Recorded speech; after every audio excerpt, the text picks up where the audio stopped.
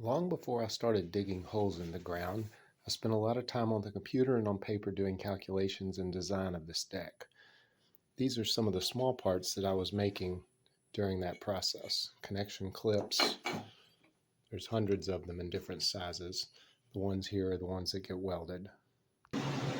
This may be the only video you get from the shop.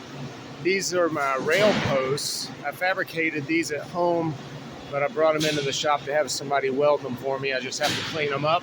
I have three styles. This style, the straight wire just goes through the post. And then this is one of my corner posts.